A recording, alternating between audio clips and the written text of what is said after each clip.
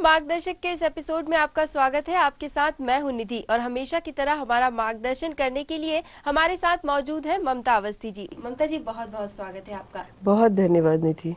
दोस्तों, इंसान होने के नाते हमारे अंदर कई तरह की फीलिंग्स होती हैं, जैसे प्यार की, नफरत की, सुख दुख की, हार जीत की और कहीं न कहीं डर की भी।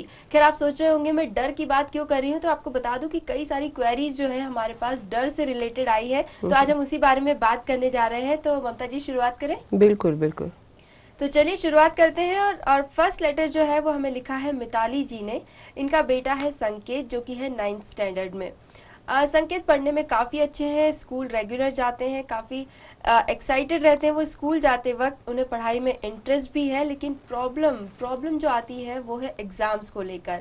और खासकर जब भी एग्ज़ाम का टाइम आता है तो संकेत जो है नर्वस हो जाते हैं, यहाँ तक कि वो बीमार पड़ने लगते हैं, जिस वजह से एग्ज़ाम में उनका परफॉर्मेंस बिगड़ता है और अल्टीमेटली इसका रिजल्ट पर असर होता है।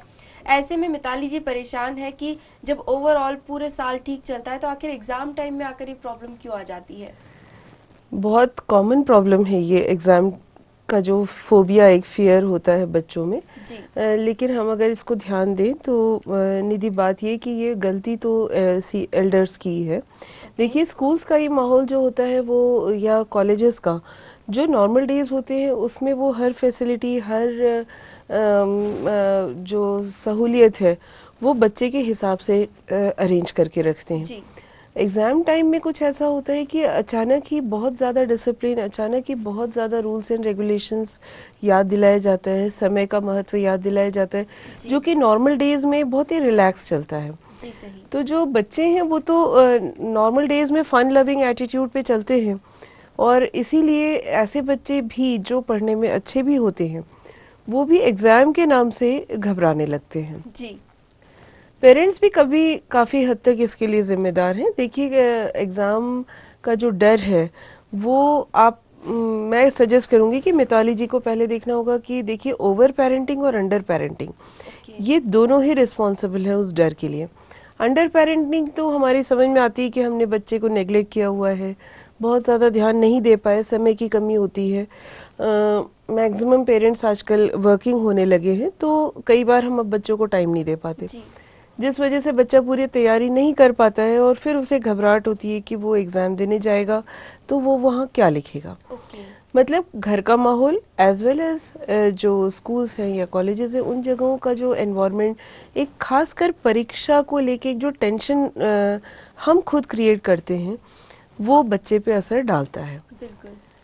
अगर मैं बात करूँ ओवर पेरेंटिंग की, ओवर पेरेंटिंग में मेरा मतलब ये होता है कि जब भी एग्ज़ाम आती है, पेरेंट्स अपने सारे काम काज छोड़ के, घर के बड़े बुजुर्ग सब लोग मिल के उस बच्चे के पीछे ऐसे हाथ धो के पड़ जाते हैं कि तुम्हारी एग्ज़ाम आ रही है।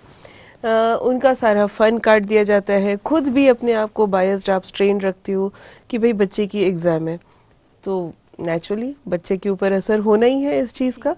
तो हो सकता है मिताली जी को अपना, अब उन्हें एसेस करना है कि वो किस कैटेगरी में आती है। मेरा तो यही सजेशन है कि बहुत ज़्यादा अगर बच्चा स्कोर भी करता है तो आप उसकी बहुत तारीफ मत करिए, ये भी बहुत गलत होता है। और जी। अगर बहुत अंडर स्कोर कर रहा है तो आप उसके रीजंस को एनालाइज करिए, पर उसको सिर्फ डांटने से या उसको सिर्फ टॉर्चर करने से आप सोचें कि स्थिति इम्प्रूव होगी, तो ऐसा कुछ भी नहीं है। जी। तो आपको बहुत ज़्यादा चेक रखना होगा कि हम किस कैटेगरी में आ रहे हैं और उसको हम कैसे डील करें। जी। अगर मिताली जी अपनी असेसमेंट कर सकती हैं तो वो पहले खुद को एनालाइज करें, स्कूल को एनालाइज करें और उसके बाद अपने बच्चे को ट्रीट करें अकॉर्डिंगली। जी। तो यानी बच्चों में जो एग्ज़ाम स्ट्रेस है या एग्ज़ाम को लेकर जो डर बैठा होता है, जनरली वो हमारा ही क्रिएट किया हुआ होता है। हमारे ही घर का माहौल या स्कूल का माहौल ऐसा होता है कि बच्चे थोड़ा सा प्रेशर में आ जाते हैं, और कहीं ना कहीं पेरेंट्स जो है इसके लिए ज़िम्मेदार हो सकते हैं। तो पेरेंट्स की ये ड्यूटी है कि बच्चों से बातचीत करें, और माहौल को थोड़ा सा अगर लाइवली या लाइट रखेंगे आप, तो ज़रूर बच्चे भी जो है आराम से अपनी तैयारी कर हाँ, पाएंगे। देखिए, मैं यहाँ पे नदी कहूँगी कि बोर्ड्स ने तो बहुत ज़्यादा, अगर मैं स्कूल लेवल की बात करूँ जी। तो बहुत ज़्यादा रिलैक्स किया है सिस्टम को। उन्होंने बहुत सारे प्रैक्टिकल एस्पेक्ट्स डाले हैं, बहुत सारे वैल्यू बेस्ड असेसमेंट्स डाले हैं, जी। बहुत सारे उन्होंने ऐसे प्रोजेक्ट बेस्ड असेसमेंट डाले। उसका कारण ही यही था कि ये जो एग्ज़ाम का फोबिया है, ये जो डर है, वो निकले। एक पर्टिकुलर रिटर्न एग्जाम से बेटर है थोड़ा थोड़ा अगर ब्रेक करके उसको दिया ब्रेक जाए। करके और असेसमेंट को कैटेगराइज कर दिया उन्होंने। जी लेकिन जो हम देख रहे हैं उसका ये हो रहा है कि असर पॉजिटिव बहुत कम दिखने में आ रहा है, क्योंकि जो इम्प्लीमेंटेशन है वो उस लेवल पे नहीं हो पा रहा जिस लेवल पे थॉट दिया गया था जी प्रोसेस को। बिल्कुल। तो बच्चे में स्ट्रेस होना बहुत ही नॉर्मल है, और कहीं ना कहीं पेरेंट्स का भी प्रेशर हो जाता बहुत है कि ज़्यादा हर प्रेशर, कैटेगरी में आपको एक्सीलेंट होना ज़रूरी है। तो जो कि नहीं हो सकता है। जी बिल्कुल। तो हमें उम्मीद है कि मिताली जी आपकी ये प्रॉब्लम, साथ ही साथ वो पेरेंट्स जिनकी बच्चों को लेकर सेम प्रॉब्लम्स है, उन्हें भी कहीं ना कहीं ये मार्गदर्शन ज़रूर मिला होगा और हमें उम्मीद है कि आपकी प्रॉब्लम ज़रूर सॉल्व होगी। चलिए आगे बढ़ते हैं और एक और तरह के डर की हम यहाँ पे बात करने जा रहे हैं। अगला जो लेटर है वो हमें लिखा है शिखा ने। शिखा ने बताया है कि जब वो 11th स्टैंडर्ड में थी तो स्कूल डेज में एक लड़का था जिसने इनको अप्रोच किया और काफ़ी दिनों तक फॉलो किया। ऑब्वियसली शिखा इससे परेशान थी और वो लड़का जो था शिखा को फ्रेंडशिप के लिए काफ़ी प्रेशराइज कर रहा था। कई दिनों तक अवॉइड करने के बाद परेशान होकर आखिरकार शिखा ने स्कूल मैनेजमेंट को कंप्लेंट किया और फिर केस सेटल हुआ। इस बात को गुजरे करीब 3 साल हो चुके हैं, लेकिन पिछले कुछ दिनों से शिखा फील कर रही है कि फिर से कोई इन्हें फॉलो कर रहा है और उनके मन में जो डर है वो ये है कि कहीं ये वही स्कूल वाला लड़का तो नहीं है। इस बारे में वो अपनी मम्मी से बात करने में भी डर रही है कि कहीं उनकी मम्मी उन्हें ही गलत ना समझे। हालांकि इसमें उनकी कोई गलती नहीं, लेकिन फिर भी एक डर जो है इन्हें दबाए हुए है। आखिर इस डर से वो कैसे बाहर आए और इस प्रॉब्लम का क्या सॉल्यूशन हो सकता है? आपने क्या नाम बताया था इनका? शिखा। शिखा को मतलब मैं कहूँगी कि शायद हर लड़की की करीब करीब कुछ ऐसी कहानी होती है जी इन जनरल। जी खासकर अगर वो स्मॉल टाउन की लड़की है तो। बड़े शहरों में अलग माहौल होता है, छोटे शहरों के माहौल में ये प्रॉब्लम बहुत ही कांस्टेंट सी प्रॉब्लम है। जी तो पहली बात तो ये कि 11th क्लास में जो हो गया इनके साथ या जो कुछ इन्होंने फेस किया, जी वो एक एक अलग उम्र थी, एक अलग सिचुएशन थी। उसको इनको कैरी नहीं करना चाहिए। जी और किसी के डराने से अगर इन्हें डर लग रहा है तो उसको लेके बहुत घबराइए मत, क्योंकि वो एक आपका नेचुरल रिएक्शन है।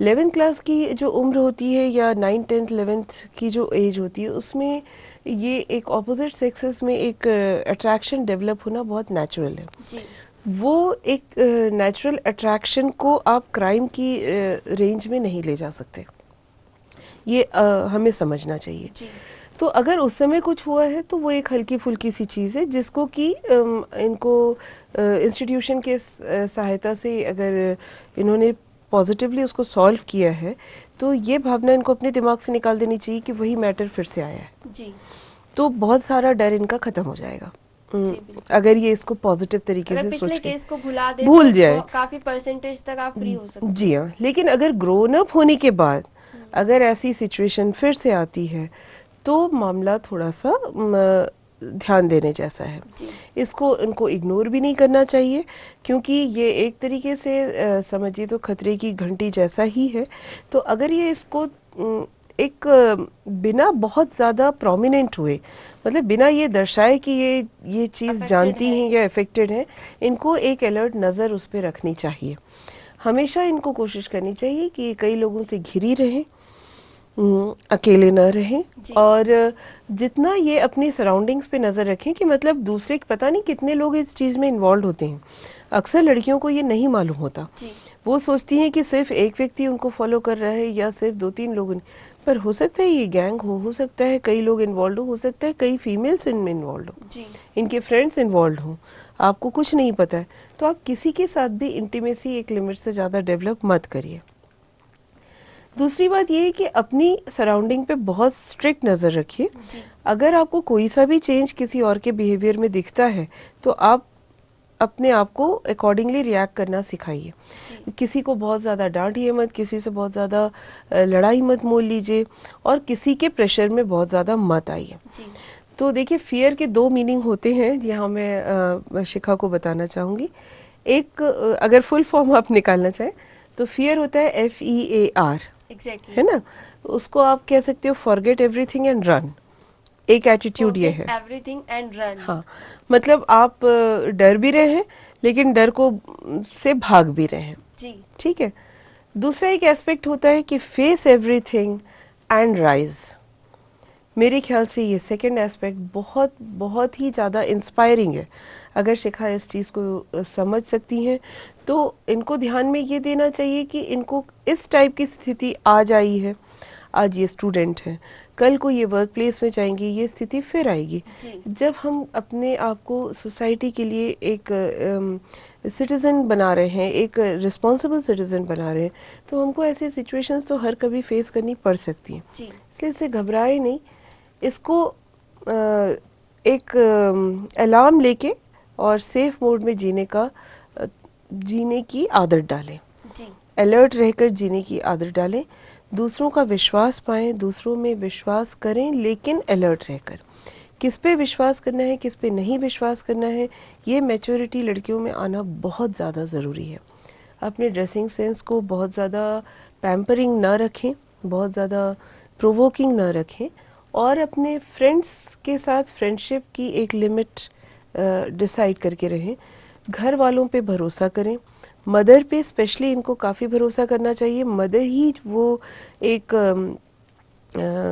इंडिविजुअल होता है हमारी लाइफ में जिसके ऊपर कि हम पूरा भरोसा करके हमें अपनी हर प्रॉब्लम को शेयर करना चाहिए। जी बिल्कुल। तो इनको बहुत ज़रूरी है कि ये सारी बातें अपनी मदर के साथ शेयर करें, वो अपने एक्सपीरियंसेस से इनको अच्छा गाइडेंस दे सकेंगे। जी, तो शिखा जी आपके लिए मार्गदर्शन यही है कि सबसे पहले तो अपना आप पिछली बातों को भूल जाइए जो भी आपके साथ हुआ है, और अपने आप को अलर्ट रख के आगे बढ़ने की कोशिश कीजिए। और एक सबसे ज़रूरी बात कि अपनी मम्मी से ज़रूर ये बात शेयर कीजिए, आगे जाकर ज़रूर आप उन्हें समझा पाएंगी कि इसमें आपकी गलती नहीं रही है। तो मुझे उम्मीद है कि शिखा जी की प्रॉब्लम भी ज़रूर सॉल्व होगी। जी हाँ, अदरवाइज हम हैं, हम हमेशा अवेलेबल हैं, ये हमसे बिल्कुल। कांटेक्ट कर सकती हैं। फिलहाल इनके लेटर से जो हमें सही लगा वो हम इनको बता रहे हैं। जी, तो शिखा जी बिल्कुल पर्सनली भी आप ममता जी से आप किसी भी प्रॉब्लम को शेयर कर सकती हैं। हो सकता है कुछ डिटेल में आप बताना चाहें तो वो भी बातें आप ममता जी से शेयर कर सकती हैं। देखिए, हम लोग ऑनलाइन अपना ईमेल आईडी देते ही हैं। बिल्कुल सही। अगर आप अपनी प्रॉब्लम और आगे भी शेयर करेंगी तो हमें कोई प्रॉब्लम नहीं है उसमें। जी, और अगर आपकी प्रॉब्लम सॉल्व हो जाए तो भी हमें ज़रूर बताइएगा कि किस तरह से फ्री माइंड से आप आगे बढ़ी हैं, तो हमारे लिए ये भी बड़ी खुशी की खुशी बात की होगी। बात है। दोस्तों, वैसे तो हमने एग्ज़ाम का डर देख लिया, साथ ही साथ जो ये जनरल रूटीन में जो हम डर फेस करते हैं वो भी हमने देख लिया। लेकिन ममता जी आपसे पूछना चाहूँगी कि आपने कभी सोचा है कि डर किसी के लिए एक्साइटिंग हो सकता है? हाँ, होता है, कई लोगों के लिए होता है। बिल्कुल, तो ऐसी है एक क्वेरी है या लेटर है या शिकायत है, मैं इसे क्या कहूँ, वही हम आपसे शेयर करना चाहेंगे।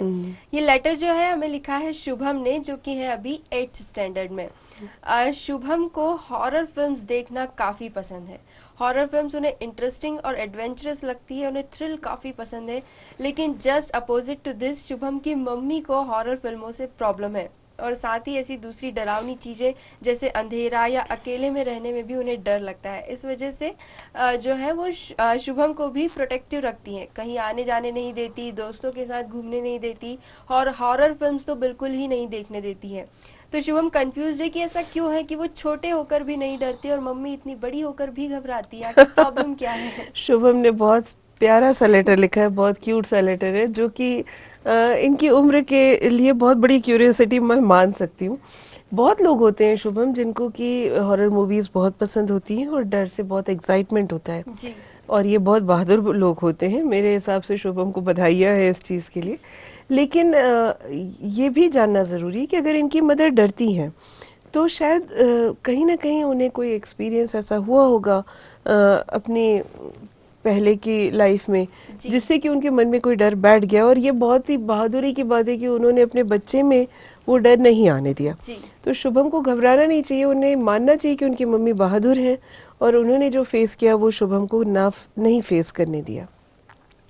कई बार क्या होता है निधि कि हम अपने इमेजिनेशन को, अपनी सोच को बहुत दूर तक ले जाते हैं और किसी भी स्थिति को देखकर हम मतलब ऑटोमेटिकली इमेजिन करने लग जाते हैं वो चीज़ें जो कभी शायद होंगी ही नहीं, या या होने की संभावना नहीं है, या होना नहीं चाहिए। जी तो ऐसी स्थिति में डर का बढ़ना बहुत वाजिब है। मतलब लोग डरते नॉर्मली इसी वजह से, जैसे आप अकेले कमरे में बैठे हैं और हवा चली और पर्दा हिला, आप अगर बिल्कुल अकेले हैं, एकदम सराउंडिंग में कोई भी नहीं है, बारिश हो रही है, अंधेरा है, जी तो आपके मन में ये सोच आ सकती है, जो कि एक नॉर्मल भावना है, क्योंकि कहीं हमारे सबकॉन्शियस में कभी बचपन में हमने कोई चीज़ देखी हो, कोई चीज़ फेस की हो, उसका डर कभी कभी बैठ जाता है। और कई बार ये फिल्मों का इम्पैक्ट भी मुझे फिल्मों लगता का है, फिल्मों इम्पैक्ट में भी जो होता जानबूझ के है, हाँ। दिखाया जाता है। जैसे आज शुभ हम एंजॉय कर रहे हैं, लेकिन आगे ये करेंगे एंजॉय हम ऐसा नहीं जानते, या जी फिर ये बड़े होने के बाद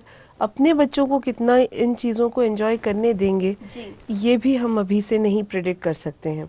तो डरना सोच के साथ बढ़ती हुई एक फीलिंग है, सोच को कंट्रोल करना बहुत ज़रूरी है। जी अगर ऐसे समय में इनकी मदर थोड़ा सा अपने आप को दूसरे एस्पेक्ट पे सोचें, तो शायद वो इतना डरेंगी नहीं, बच्चे के साथ बच्चे की तरह एंजॉय करें, तो जी शुभम की भी क्यूरियोसिटी वो सॉल्व कर पाएंगे। और शुभम भी अपनी मदर से ये पूछ सकते हैं कि उनको डर किस चीज़ से लगता है, और बजाय उसका मजाक उड़ाने के वो उनको हेल्प कर सकते हैं कि वो उनका डर कम कर सकें। जी बिल्कुल।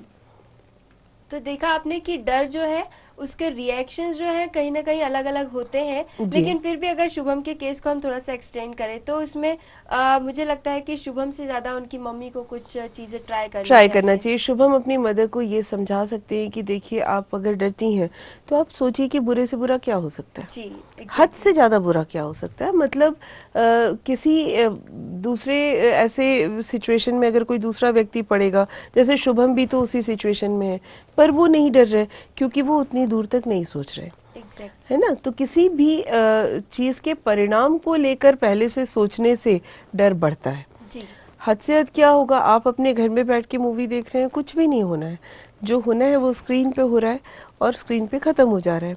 जी अगर बहुत डर लग रहा हो तो इनको फोर्स भी नहीं करना चाहिए अपनी मदर से कि वो उस स्थिति में मूवी को देखें। जी तो कभी भी किसी को भी अगर डर लगता है तो निधि, मेरा तो ये नॉर्मल सजेशन है कि आप बहुत ज़्यादा सोचिए मत, अपने डर को पहचानिए। पहचान कर सबसे पहले ये देखिए कि दूसरा व्यक्ति जो आपको डरा रहा है, वो अगर उसी सिचुएशन में होगा तो वो कैसा रिएक्ट करेगा, जी क्या सोचेगा, क्या बोलेगा और कैसे बिहेव करेगा।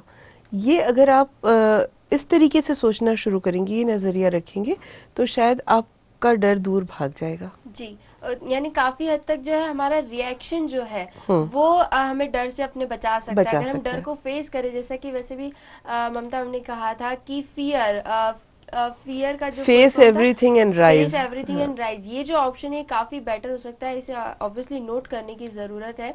तो डर जो है वैसे तो नॉर्मल सी फीलिंग है, लेकिन फिर भी अगर आपको डर लगता है तो इस सिचुएशन से बाहर आना इतना भी मुश्किल नहीं है, नहीं है जी, जहाँ हाँ, तक हाँ मुझे जी। लगता है। वैसे अगर देखा जाए तो क्या इस डर के कुछ नुकसान हो सकते हैं? डर के नुकसान होते हैं निधि। देखिए, होता क्या है कि हमारा ब्रेन जो है सभी कुछ कंट्रोल करने की कोशिश करता है। जी तो अगर आप ये सोचना शुरू कर दें कि आप अगर डरते हैं तो आप एबनॉर्मल हैं, तो ये गलत सोच है। या जी आपका कोई प्रिय डरता है तो आप ये मत सोचिए कि वो कुछ एबनॉर्मल है। ये अलग अलग लोगों में एक अलग अलग सिचुएशंस को हैंडल करने की इंटेंसिटी अलग अलग होती है। कई लोग क्या होते हैं कि सराउंडिंग से बिल्कुल अफेक्टेड नहीं होते, जी कई लोग बहुत ज़्यादा इफ़ेक्टेड हो जाते हैं। तो हमारे जो सेंसरी पार्ट्स हैं, हमारे जो इंद्रियां हैं, वो सराउंडिंग से अगर ज़्यादा इफ़ेक्टेड होती हैं कुछ लोगों की, तो ऑटोमेटिकली उन्हें ज़्यादा डर लगता है। ठीक है। अब दिमाग का कंट्रोल हमारे एक्शंस पे होना चाहिए, जी डेफिनेटली। तो दिमाग हमारे एक्शंस को 99% टाइम कंट्रोल करता है, अगर हेल्दी नॉर्मल दिमाग है और हमारे एक्शंस नॉर्मल हैं। लेकिन हमारे विचारों को कंट्रोल ज़्यादा नहीं कर पाता। देखिए, अब जितने भी संत महात्मा होते हैं, जितने भी सत्संग होते हैं, उन सब में क्या कहा जाता है, आप अपने दिमाग से अपने विचारों को कंट्रोल करना सीखिए। जी डर के लिए भी अगर आपको बचना है डर से, तो सबसे पहला जो आपका दृष्टिकोण होना चाहिए वो यही होना चाहिए कि आप अपने आप को नॉर्मल माने, और ये माने कि कहीं अगर आपको डर लग रहा है, इसका मतलब आपका कंट्रोल आपके विचारों पे से हटते जा रहा है। तो जैसे जैसे ही आप ये सोचना शुरू करेंगे वैसे ही आप में पॉजिटिविटी आती चली जाएगी। फिर आप ये ऐसा सोच सकते हैं कि जैसे आपने इन भावनाओं को, इन फीलिंग्स को, इन विचारों को बुलाया नहीं था, अपने आप आ गए, वैसे ये चले भी जाएंगे। जी तो उनको इतनी इम्पोर्टेंस ही मत दीजिए कि वो आपकी लाइफ में आपको हिंडर करें या आपको परेशान करें। तो अगर आपको ये थॉट आने लगेगा कि जैसे आए हैं वैसे जाएंगे, तो आप बड़े खुश फील करना शुरू हो जाएंगे कि ठीक है, पासिंग फेज है, थोड़ी देर में ख़त्म हो जाएगा, अवॉइड करना इजी हो अवॉइड जाए। करना आपके लिए इजी हो जाएगा। तो दुनिया हम केवल अकेले नहीं चला रहे हैं, ना हमें अकेले चलाना है, ना हमारे नहीं रहने पे दुनिया चलेगी और ना हमारे पहले दुनिया रुकी हुई थी। जी अगर ये फीलिंग्स आपको आती हैं तो हम काफ़ी बहादुर हो जाते हैं, काफ़ी बोल्डनेस आती है। देखिए, आप अगर हिस्ट्री को भी देखेंगे तो बहादुरी केवल उन लोगों में ज़्यादा पाई गई जो परिणाम से नहीं डरते, जी, रिस्क टेकिंग कैपेबिलिटी जिसमें ज़्यादा थी। होती है, जो मरने से नहीं डरते, जो ये मान के चलते हैं कि वो अगर दुनिया में आए हैं तो वो कुछ अलग करके जाने की क्षमता रखते हैं। जी तो जब इस टाइप की बोल्डनेस आप अपने आप में डेवलप करेंगे कि आपको कभी भी आपकी मर्जी के बिना ना कोई नुकसान पहुंचा सकता है और ना कोई नुकसान पहुंचाएगा, जी तो आप अपने डर से काफ़ी बाहर आ सकते हैं। जी, तो ओवरऑल अगर डर की बात की जाए तो कहीं ना कहीं ये हमारे थॉट्स होते हैं, हमारा रिएक्शन ही होता है जो इस फीलिंग को थोड़ा सा नेगेटिव पॉइंट की तरफ ले जाता है। लेकिन डर जो है काफ़ी नॉर्मल सी फीलिंग है। लेकिन फिर भी अगर साइंटिफिकली देखा जाए तो डर के कोई साइंटिफिक रीजंस होते हैं? होते हैं निधि, बिल्कुल, डेफिनेटली एक साइंटिफिक प्रक्रिया है पूरी तरह से। हमारा जो दिमाग है वो एक पूरे समय एक चेन रिएक्शंस में लगा रहता है। जी मतलब उसमें विचार जो है वो एक के बाद एक के बाद एक के बाद एक चलते रहते हैं। तो ये जो पूरा नेटवर्क है, इस नेटवर्क में कई सारी जो हमारी नर्व्स हैं, वेन्स हैं, ये हमेशा ही स्ट्रेसफुल सिचुएशंस में रहती हैं। जी अब अगर सराउंडिंग में भी कोई स्ट्रेस आ गया तो ये विचारों में तालमेल थोड़ा सा गड़बड़ा जाता है ना। तो वो जो चेन आपकी गड़बड़ाती है उस वजह से कई बार इस नर्वस सिस्टम के नेटवर्क में जी थोड़ा सा जो इम्बैलेंस सिचुएशन में आ जाता है, उस वजह से कुछ सिक्रीशंस होते हैं, कुछ एंजाइम सिक्रीट होते हैं, और ये जो केमिकल रिएक्शंस होती हैं, केमिकल सिक्रीशंस होते हैं, ये हमारे सिम्टम्स को, हमारी बॉडी को अफेक्ट करने लगते हैं। जी जैसे आपने नॉर्मल सिम्टम देखा होगा कि जब डर लगता है तो दिल बड़ी जोर जोर से धड़कने लगता है ना। हार्ट बीट बढ़ हार्ट जाती है। बीट बढ़ने का वन ऑफ द रीजंस यही है, क्योंकि आपके नर्वस सिस्टम में इम्बैलेंस हुआ है, केमिकल रिएक्शंस हुए हैं, कुछ सिक्रीशंस हुए हैं, कुछ तो देखिए बॉडी में फ़र्क आएगा ही आएगा। तो ब्लड सर्कुलेशन का रेट फास्ट हो जाता है, इसलिए हार्ट बीट फास्ट हो जाती है। हमारी मसल्स जो हैं वो, हमारी जो वेन नर्व्स के एंड होते हैं, वो इंद्रियां जो हैं सराउंडिंग के साथ काफ़ी ज़्यादा जुड़ी होती हैं। जी तो जब सराउंडिंग हमें स्ट्रेसफुल बनाती है, हमारे अंदर स्ट्रेस डेवलप होता है, तो हमारे मसल्स सिकुड़ जाते हैं। अगर हमारे मसल्स सिकुड़ जाते हैं तो दिमाग में जो ब्लड पहुंच रहा है वो एक कंप्लीट स्ट्रक्चर में कुछ रेगुलेशन में फ़र्क आ जाता है। जी इसलिए आप देखेंगे कि जो नर्वस स्ट्रक्चर होता है हमारा, वो नर्वस स्ट्रक्चर हमारी इंद्रियों के स्टार्टिंग पॉइंट्स को अफेक्ट करने लगता है। तो हमारे रोए खड़े हो जाते हैं, जी शरीर तन जाता है मसल्स के एक सिकुड़ने स्ट्रेस से, फील होने लगता फील है। होता है ना।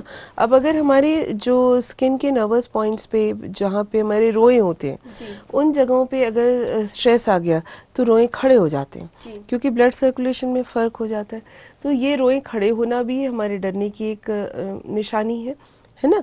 कई लोगों की आंखें बाहर आने लगती हैं, स्ट्रेसफुल प्यूपिल्स बाहर आते हैं जी स्ट्रेसफुल सिचुएशन में। जब ब्लड सर्कुलेशन नॉर्मल नहीं होगा तो शरीर का तापमान भी चेंज हो जाता है, शरीर ठंडा पड़ने लगता है डर के मारे, जी हम हमेशा कहते हैं। तो कुल मिला के मैं कहूँगी कि साइंटिफिकली भी हमारा दिमाग, जो कि मोस्ट ऑफ दी सिम्टम्स को कंट्रोल करता है, जी वो थोड़ा सा थोड़ी देर के लिए इम्प्रॉपरली रिएक्ट करना शुरू करता है, जिस वजह से हमारे शरीर में वेरियस सिम्टम्स डेवलप हो जाते हैं। जी ममता जी, यहाँ पर मैं एक बात जानना चाहूँगी कि डर के रीजंस हमने जानिए, रिजल्ट्स हमने जानिए, लेकिन अगर इसके एक नेगेटिव एस्पेक्ट्स में देखा जाए तो क्या डर के कोई नुकसान हो सकते हैं? बहुत सारे नुकसान हो सकते हैं, इसीलिए निधि अपने दिमाग पे कंट्रोल रखना बहुत ज़रूरी होता है। जी। नुकसान में देखिए, जो नॉर्मल चीज़ें हम जो जानते हैं, कई बार लोगों को अचानक हार्ट अटैक आ जाता है ओह। इससे। कई बार शुगर लेवल बढ़ जाता है ना। कई बार लोग जो है वो डिप्रेशन में आ जाते हैं। तो जी। डर के ये जो नुकसान हैं, इनको हमें ध्यान में रखना चाहिए। और जो मेरा एक सजेशन है, देखिए, आप अगर पॉजिटिव सोचना चाहें तो आप इस तरीके से सोचिए कि डर कहाँ से शुरू हुआ। हम्म। सबसे पहले जो डर की फीलिंग दुनिया में जब शुरू हुई थी, मेरे हिसाब से मैं ऐसा जानती हूँ, तो कोई ज़रूरी थोड़ी कि इंसानों में ही हुई होगी, वो तो जानवर भी डरते हैं, जी। है ना। तो अगर आपको बहुत ज़्यादा डर लगे तो आप ऐसा सोच सकते हैं, जानवर क्यों डरता है, आप थोड़ा सा एनालाइज करिए। वो सिर्फ अपने सर्वाइवल के लिए डरता है, जी। उसे सिर्फ अपने जीने से मतलब है। हम क्योंकि इंसान है तो हमारे अंदर बहुत सारी दूसरी फीलिंग्स हैं जो जानवरों में नहीं है। जी। लेकिन डर अगर एक बेसिक फीलिंग की तरह लिया जाए तो डर जो है वो सर्वाइवल को प्रमोट करता है। हम्म। तो ये कोई बुरी फीलिंग नहीं है, एक तरीके से पॉजिटिव और अच्छी फीलिंग भी ली जा सकती है। इसलिए इसके पॉजिटिव पॉइंट्स को देखकर बहुत दूर तक का ना सोचें। जी। जो चीज़ कभी हुई ही नहीं, जैसे प्लेग आपको नहीं हुआ, पैरालिसिस आपको नहीं हुआ, जी। हार्ट अटैक आपको नहीं आया, तो आप ऐसी बेकार की बातें ना सोचिए। और ये मत सोचिए कि ऐसा कुछ बुरा आपके साथ होगा या आपके परिवार के साथ होगा। जी। आप इस डर से बच सकते हैं, क्योंकि ये मेरा एक मैसेज है, डर के नुकसान बहुत ज़्यादा है निधि। इसलिए बेहतर है कि हम अपने विचारों को कंट्रोल करके इससे बचना सीखें। जी, तो कई तरह के फोबियाज जो हैं वो हमें घेरे हुए हाँ, हैं। और इन फोबियाज का कोई मतलब नहीं है। जी। तो अल्टीमेटली जो डर है, वैसे सुनने में तो थोड़ा नेगेटिव लगता है, फिर भी कहीं ना कहीं इसे हम पॉजिटिवली रिएक्ट ज़रूर कर सकते कर हैं। सकते हैं। जी। तो ये था आज का मार्गदर्शन, जहां हमने डर को थोड़ा करीब से जानने की कोशिश की और छोटे छोटे से टिप्स लिए ममता जी से, जिनसे हम अपने डर से बाहर निकल सकते हैं और आगे बढ़ सकते हैं।